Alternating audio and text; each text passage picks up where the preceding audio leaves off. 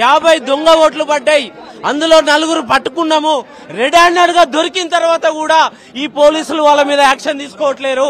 Red handed గా దొరికింది దొంగ ఓటు వేయడానికి వచ్చినామా, ఎల్బీ నగర్ నుంచి ఇక్కడ తీసుకొచ్చి దొంగ ఓట్లు వేపిస్తున్నారు. ఎల్బీ నగర్ నుంచి తీసుకొచ్చినామని ఇప్పుడు పోలీసులకు హ్యాండ్ ఓవర్ చేస్తే కనీసం ఇప్పటికేమని ఏం యాక్షన్ తీసుకున్నారు సార్ అంటే చెప్పట్లేరు. మమ్మల్ని మీరు పోవాలంటున్నారు. ఈమె ఎక్కడున్నది? వీళ్ళందరూ కూడా పారిపోయారు. మేము పట్టుకుంటే వీళ్ళందరూ పారిపోయారు. వీళ్ళందరూ ఎక్కడున్నారు? పోలీసులు కూడా ఈ రోజు పూర్తిగా కాంగ్రెస్ కి సహకరిస్తున్నది. పోలీసుల ఆధ్వర్యంలోనే దొంగ ఓట్లేస్తున్నారు.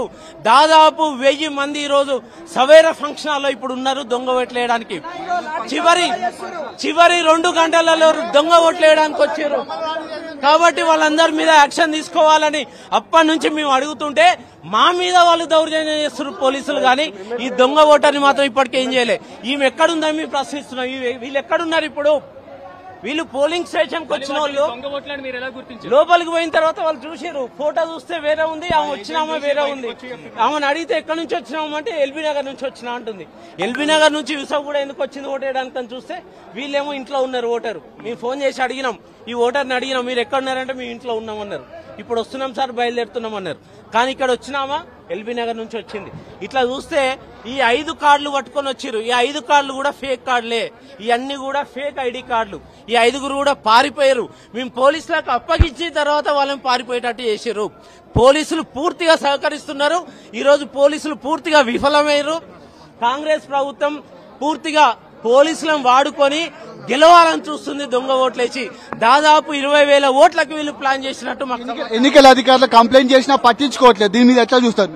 ఎన్నికల అధికారులకు కంప్లైంట్ చేసినాం, పోలీసులకు అధికారులకు కంప్లైంట్ చేసినాం. ఎన్నికలు మొదలు కాక ముందు నుంచి కూడా కంప్లైంట్ చేస్తూనే ఉన్నాం. దొంగ ఓట్లున్నాయి, భారీ ఎత్తున 20,000 దొంగ ఓట్లున్నాయి. వీటన్నిటిని డిలీట్ చేయాలని కూడా కోరినాం. అయినా కూడా చేయలేదు.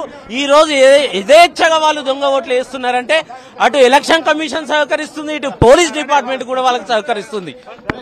మీరేం చెప్తారు? దొంగ ఓట్లు చాలా వరకు రిగ్గింగ్ జరుగుతుందని కూడా ముందు నుంచి బీఆర్ఎస్ ఆరోపిస్తుంది. కానీ దీన్ని ఈ వ్యవహారాన్ని అంతా ఎట్లా చేస్తారు?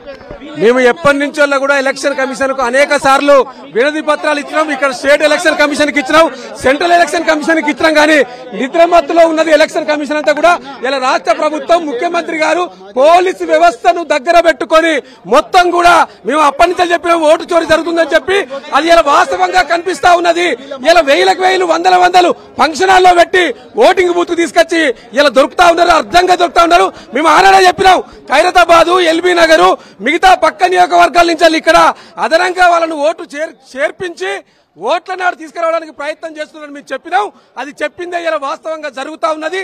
ఇలా ఓటమిని అంగీకరించక ఎట్లాగో ఓడిపోతున్నామని కాంగ్రెస్ నాయకులకు తెలుసు కాబట్టి ఈ రాష్ట్ర ముఖ్యమంత్రి సీటు కదులుతుందని ఒక భయపడి నిన్నటించాలి అడ్డంగా ఎక్కడికక్కడ ఒక్కొక్క ఓటుకు 5,000 ఇచ్చి కొనడమే కాకుండా ఇలా దొంగ ఓట్లతోటి వాళ్ళు నమోదు చేసుకున్న దాదాపుగా 20,000 ఓట్లు నమోదు చేసుకున్నారు. ఆ 20,000 ఓట్లను 4 గంటల నుంచి 6 గంటల మధ్యలో వేయాలని ఒక స్కెచ్ వేసుకున్నారు. ఆ స్కెచ్ లో భాగంగానే అందరినీ ఈ పరిసర ప్రాంతాల్లో ఉన్న ఫంక్షన్ హాల్లో పెట్టిండ్రు. అక్కంచెల్లి తాపు కొంతమందిని పోలింగ్ బూత్ కు పంపిస్తున్నారు. అందులో భాగంగానే ఇలా అమరావతి స్కూల్ కు సంబంధించిన పోలింగ్ బూత్ లో ఇలా దొంగ ఓట్లు వేసిండ్రు. వాటిని ప్రశ్నిస్తా ఉంటే వారు పారిపోతా ఉన్నారు. కాబట్టి ఇలా మేము ఒకటే ఎలక్షన్ కమిషన్ కు తెలియజేస్తా ఉన్నాం, ఇట్లాంటి ఓటు చోరీ కార్యక్రమాన్ని మీరు అడ్డుకుంటారా లేదా? వెంటనే పోలింగ్ ను నిలిపివేయాలి. పోలింగ్ నిలిపివేసి నిజంగా ఓటు హక్కు ఉన్న వారికి స్వేచ్ఛయుత వాతావరణం కల్పించాలని మేము డిమాండ్ చేస్తా ఉన్నాం.